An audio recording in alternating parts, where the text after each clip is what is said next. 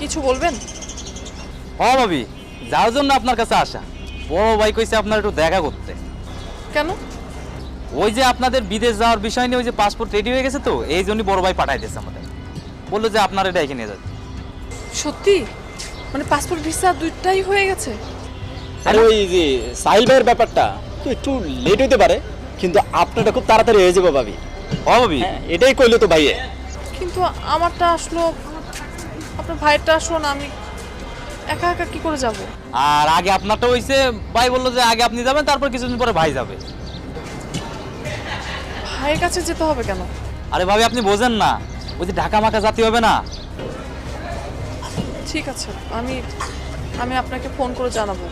ঠিক আছে ভাবি, তাহলে বাইরে ফোন দিয়ে। হ্যাঁ গেলাম ভাবি। ফোন করেন।